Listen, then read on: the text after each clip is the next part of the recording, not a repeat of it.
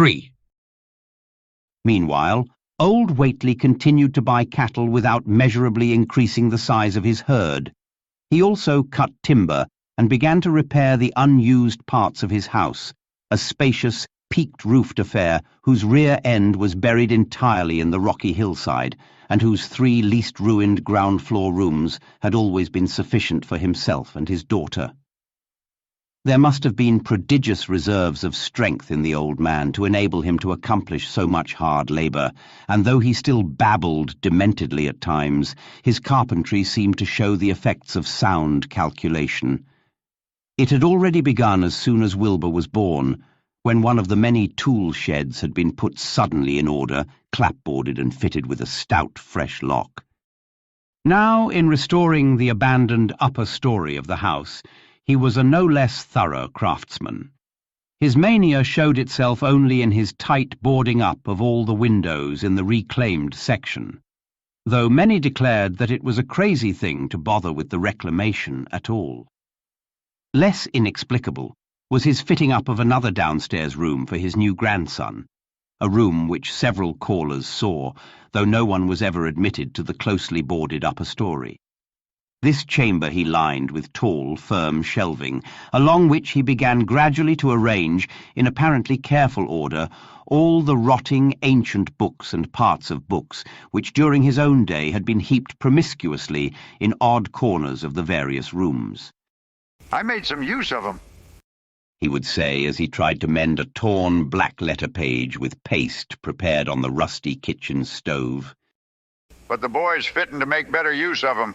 He'd orter have 'em as well sot as he can, for they're going to be all of his learning." When Wilbur was a year and 7 months old, in September of 1914, his size and accomplishments were almost alarming. He had grown as large as a child of 4 and was a fluent and incredibly intelligent talker. He ran freely about the fields and hills and accompanied his mother on all her wanderings. At home, he would pore diligently over the queer pictures and charts in his grandfather's books, while old Whately would instruct and catechize him through long, hushed afternoons. By this time, the restoration of the house was finished, and those who watched it wondered why one of the upper windows had been made into a solid plank door. It was a window in the rear of the east gable end, close against the hill, and no one could imagine why a cleated wooden runway was built up to it from the ground. About the period of this work's completion, people noticed that the old tool house, tightly locked and windowlessly clapboarded since Wilbur's birth, had been abandoned again. The door swung listlessly open, and when Earl Sawyer once stepped within after a cattle-selling call on old Whately, he was quite discomposed by the singular odour he encountered. Such a stench, he averred, as he had never before smelt in all his life except near the Indian circles on the hills, and which could not come from anything sane or of this earth. But then, the homes and sheds of Dunwich folk have never been remarkable for olfactory immaculateness. The following months were void of visible events, save that everyone swore to a slow but steady increase in the mysterious hill noises. On May Eve of 1915, there were tremors, which even the Aylesbury people felt, whilst the following Halloween produced an underground rumbling queerly synchronized with bursts of flame. "Them witch Whately's doin's," from the summit of Sentinel Hill. Wilbur was growing up uncannily, so that he looked like a boy of 10 as he entered his 4th year. He read avidly by himself now, but talked much less than formerly. A settled taciturnity was absorbing him, and for the first time people began to speak specifically of the dawning look of evil in his goatish face.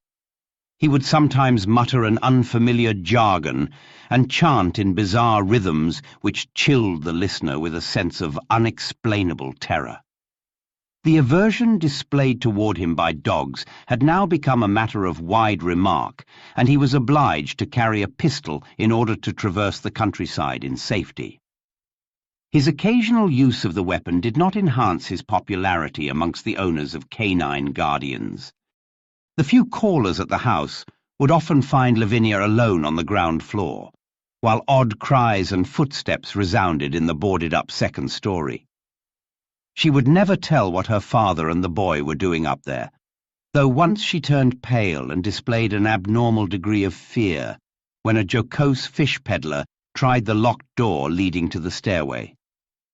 That peddler told the store loungers at Dunwich village that he thought he heard a horse stamping on that floor above. The loungers reflected, thinking of the door and runway, and of the cattle that so swiftly disappeared. Then they shuddered as they recalled tales of old Whately's youth, and of the strange things that are called out of the earth when a bullock is sacrificed at the proper time to certain heathen gods. It had for some time been noticed that dogs had begun to hate and fear the whole Whately place as violently as they hated and feared young Wilbur personally. In 1917 the war came, and Squire Sawyer Whately, as chairman of the local draft board, had hard work finding a quota of young Dunwich men fit even to be sent to a development camp. The government, alarmed at such signs of wholesale regional decadence, sent several officers and medical experts to investigate, conducting a survey which New England newspaper readers may still recall. It was the publicity attending this investigation which set reporters on the track of the Whateleys and caused the Boston Globe and Arkham Advertiser to print flamboyant Sunday stories of young Wilbur's precociousness, old Whately's black magic, the shelves of strange books, the sealed second story of the ancient farmhouse, and the weirdness of the whole region and its hill noises. Wilbur was 4.5 then, and looked like a lad of 15. His lips and cheeks were fuzzy with a coarse dark down, and his voice had begun to break. Earl Sawyer went out to the Whately place with both sets of reporters and cameramen, and called their attention to the queer stench which now seemed to trickle down from the sealed upper spaces. It was, he said, exactly like a smell he had found in the tool shed abandoned when the house was finally repaired, and like the faint odours which he sometimes thought he caught near the stone circles on the mountains. Dunwich folk read the stories when they appeared, and grinned over the obvious mistakes. They wondered, too, why the writers made so much of the fact that old Whately always paid for his cattle in gold pieces of extremely ancient date. The Whateleys had received their visitors with ill-concealed distaste, though they did not dare court further publicity by a violent resistance or refusal to talk.